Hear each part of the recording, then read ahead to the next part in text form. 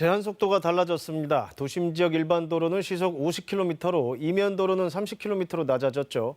보행자 안전 때문인데 차가 더 밀릴 거다, 택시 요금도 많이 나올 거다, 불만도 적지 않습니다. 하지만 실제 실험 결과는 조금 다르다고 합니다. 정지주 기자입니다. 안전속도 5030입니다. 안전을 위해 속도를 조금씩 줄이자는 겁니다. 지난 17일 전국적으로 시행됐습니다. 도로는 이미 준비가 완료가 됐습니다. 도시 지역 일반 도로인데 표지판도 그리고 바닥의 숫자도 50으로 바뀌었고요. 과속 단속 카메라도 모두 교체가 됐습니다. 이렇게 속도를 조정하는 이유, 교통사고는 줄어드는 추세지만 과속사고와 사상자 수는 늘고 있기 때문이라죠. 사고 건수를 볼까요? 2015년에 590여 건이던 게 2019년에 1,100여 건으로 껑충 뛰었고요. 사상자 수도 2배 가까이 늘었습니다. 교통사고가 도시지역 도로에서 집중적으로 발생하고 교통사고 사망자의 48.6%도 도시지역 도로에서 발생합니다. 그래서 도시지역 일반 도로는 시속 50km, 주택가 등 이면 도로는 시속 30km 이내로만 달릴 수 있습니다.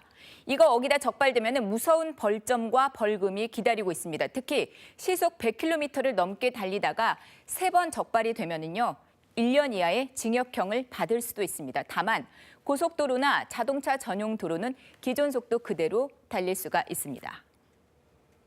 보행자에게는 달가운 소식일지 모르나 운전자에게는 달가운 소식이 아닙니다.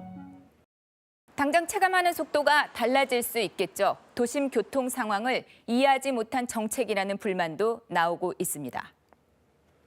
시간 약속도 있고 여러 가지 목적 때문에 차를 이용하는 거 아닙니까? 저희같이 직장인들 같은 경우는 시간을 뺏기고 막 그러니까. 운전자 입장에서는 속도가 낮아지니까 시간이 더 걸릴 거라 우려를 합니다. 2018년 교통안전공단이 전국 32개 노선을 선정해서 출퇴근, 낮, 심야 이렇게 실험을 했는데 그 결과를 보시죠.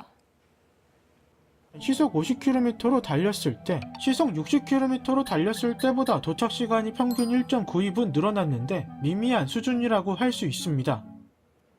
이런 결과가 나온 이유가 있는데요. 통행 시간에서 이 교차로의 어떤 신호 대기 시간이 절반 이상 차지하기 때문에 큰 틀에서의 어떤 물류 시간이라든지 또 통행 시간 또 어떤 요금에 대한 어떤 불이익은 크게 없는 것으로 나타났습니다. 걱정되는 것도 있습니다. 택시 타는 분들, 이거 그래도 시간이 늘어나는 건데 택시 요금 감당이 되겠냐는 거죠. 그것도 실험을 해봤습니다. 여긴 경상남도인데요. 최근 사흘 동안 출퇴근 시간, 야간 시간에 시속 50km와 60km로 같은 구간을 17차례 달려봤습니다. 시속 50km로 달렸을 때 평균 40초 더 걸렸고요. 택시 요금은 18원 늘었다죠. 막히지 않는 구간에서는 거리가 벌어졌지만은요, 정체와 신호 대기가 반복되면서 비슷하게 도착한 겁니다. 시야가 넓어져가지고 보행자라든지 또 중간에서 이면도로에서 나오는 차량이라든지 이런 게 확연하게 제 눈에 들어왔습니다. 속도를 줄이니까 사람이 보였다는 얘기입니다. 실제 속도를 60에서 50으로 낮췄을 때 차와 보행자 사고 시 보행자의 중상 가능성이 19.9%포인트 낮아집니다.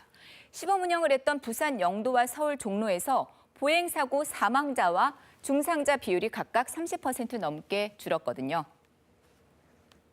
하지만 시내버스 업계도 불만입니다. 정해진 운행 시간이 있는데 속도가 낮아지면 운행 지연이 불가피할 거란 얘기를 하고 있고요. 또 단속 카메라 앞에서만 갑자기 속도를 줄이는 얌체족 때문에 급정거 우려도 있습니다. 운전자도 차에서 내리면 보행자고요. 보행자는 또 내 가족일 수 있습니다. 불편보다는 사회적 이익이 더 큰 만큼 정부도 운전자들의 적극적인 동참을 당부했습니다. KBS 뉴스 정지주입니다.